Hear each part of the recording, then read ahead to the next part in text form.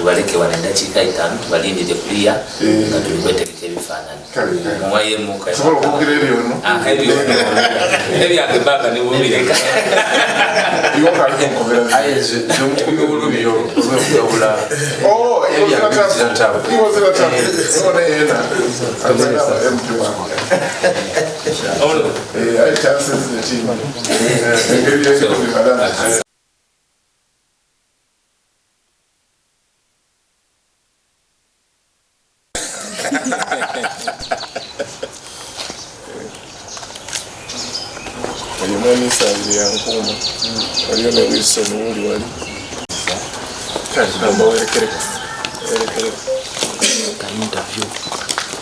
NUP olwa contribution gyekoze towards the wedding eya Kyabazinga nga tukuleeta mukaire waife era twabeebaza Saara demutuwaire twabeebaza obuwagizi era tulikwenda kutwala omukisa guno olwaleero okubeeta ku mukolo gwa Kyabazinga Gawulana Diopa wokuna ogwidde obaawo nga 18 omwezi gwa 11 ebugembe ku Lutiiko.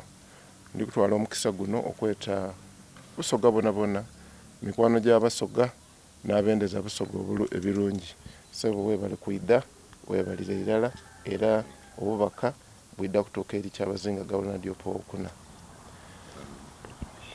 First of all okusima Katiikiro okwikiriza okutusenkana olwaleero kuncho fena tulese ka contribution kaifwe akatono ka milioni 10 okugata ku love n'omukwano omungi okuvuire mu igwanga lyona ku mbaga ya baba twendeza Kyabazinga embaga y'isanyu n'obusoga bona tuwendeza olunaku lwa 18 olw'embaga ya Kyabazinga lutambule bukalamu ne mama tumwaniriza n'abavubuka mwena mu Busoga after 18 muwaseeko ku mbaga mwebale nnyo mwebalire ddala sebo toyanzege okutusenkana.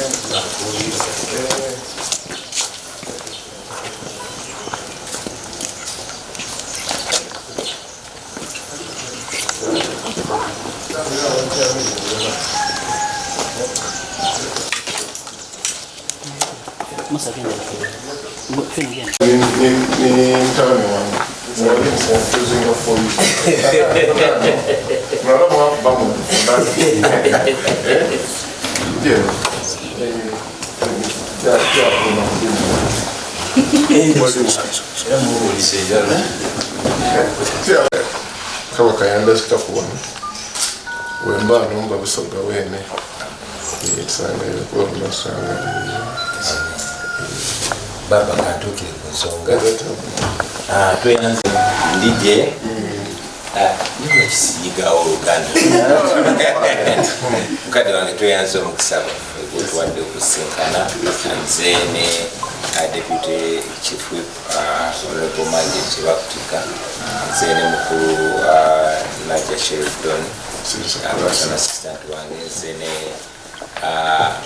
Comrade Moses Bigirwa General Bijirwa omuyita komanda Bijirwa heading ebikwekweto byaffe mu Eastern Uganda yonna. Yes sir.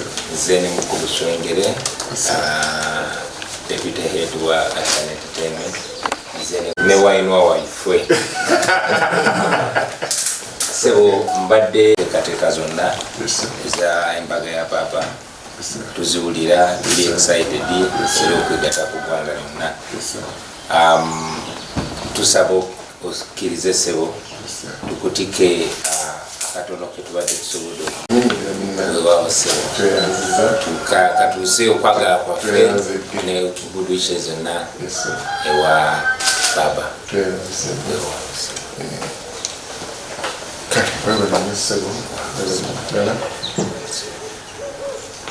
Mwana muli bato luckily bena kimpa ku mukisa okuba mwana muli bato kuba buli yenja bakati omulenzi omuto kusangiro era tulina okwebuuza olwaki abazinga wa Busoga omukwano ewaife bakuba nti ekirabo kiva ku mutima tetulinga ku saizi yakyo tetwogera kyagaki twebaza bwebaze nti mwebali nnyo mwebalirira ate era twayenda okusaba nti okufuna obwire mubeera okumbaga nga kyabazinga gavulana dyopowokuna atuleetera mukaire waffe emikolo girimu haigie wekumi n'omunana tudatandikira ebugembe saawa emukanda saawa ina dress code mugigemye bulungi ekyo bweri ey'omukyaki then wetunaje era twambula ebyabandi nga wetwenda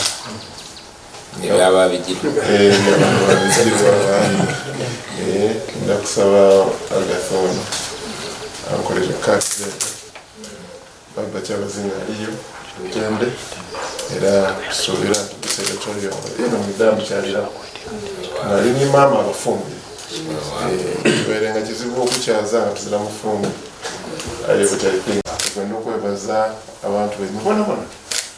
A lot of people have contributed a lot. And the point of bringing Busoga together. Busoga has had a lot of issues of infights within our system, and we are using this to bring Busoga together. It is not a partisan wedding. It is a wedding for everybody. Baba Kyagulanyi alifumbirwa tuwaniriza buli Busoga na buli muntu wandowooza yonna birungi ate ayendeza Busoga ebirungi okuba nisawe Katonda Kyabazinga tuli musabira ebyanabitambira nabyo byamukisa kale sebe tuwebale waidhe tuli era nga tusobola kabuli mudakiika etali ntono era naabo